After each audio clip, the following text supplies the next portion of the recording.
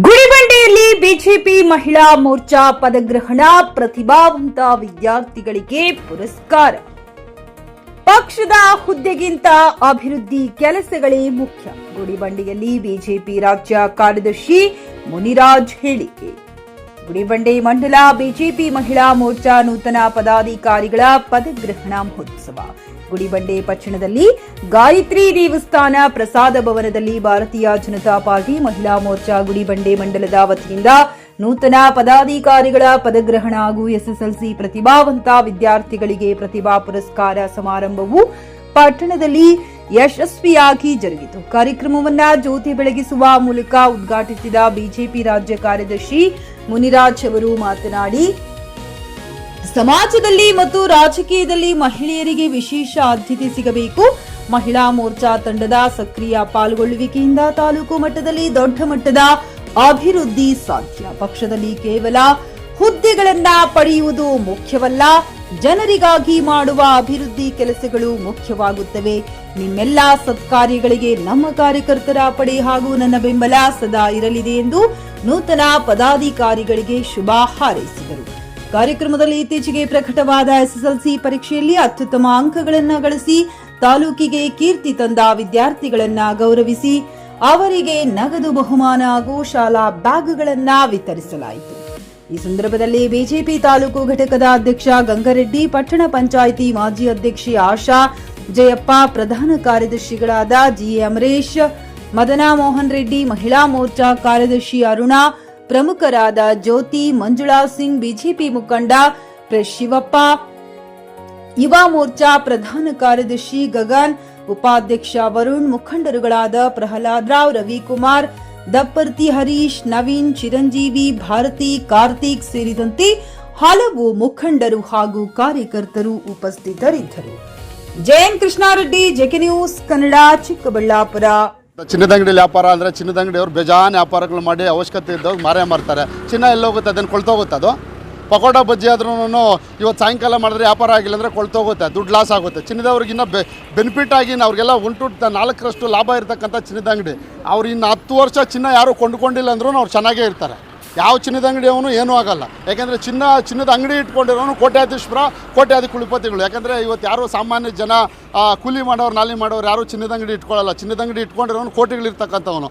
ಅವ್ನಿಗೇನು ಒಂದು 10 ವರ್ಷ ವ್ಯಾಪಾರ ನಿಂತೋದ್ರೂ ಕೂಡ ಏನೂ ಆಗಲ್ಲ. ಅವು ಎಲ್ಲ ಕೂಡ ಅವರು ಚಿನ್ನದ ಅಂಗಡಿಯವರು ವಂಶಸ್ಥರು ಇರ್ತಾರಲ್ಲ, ಅವರೆಲ್ಲ ಚೆನ್ನಾಗೇ ಇರ್ತಾರೆ.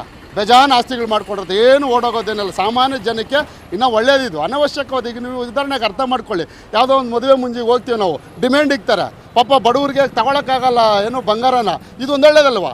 ಮೋದಿಯವರು ಹೇಳಿದ ಮಾತು ಅವರು ಮದುವೆ ಗಂಡು ಕಡೆಯವರು ಒಪ್ಕೋತಾರೆ. ಯಪ್ಪ ಮೋದಿ ಕೂಡ ಹೇಳಿದ್ದಾರೆ ಕಮ್ಮಿ ಕೊಡಿಸ್ಲಿ, 10 ಗ್ರಾಮ್ ಕೊಡಿಸೋ ಜಾಗದಲ್ಲಿ ಒಂದು 2 ಗ್ರಾಮ್ ಕೊಡಿಸ್ಲಿ ಅನ್ನೋ ನಿಟ್ಟಿನಲ್ಲಿ ಅವರು ಕೂಡ ಅರ್ಥ ಮಾಡ್ಕೋತಾರೆ. ಆ ನಿಟ್ಟಿನಲ್ಲಿ ಒಳ್ಳೇದೇ, ಒಂದು ಕಡೆ ಬಡವ್ರಿಗೂ ಒಳ್ಳೇದಾಗುತ್ತೆ ಇದು.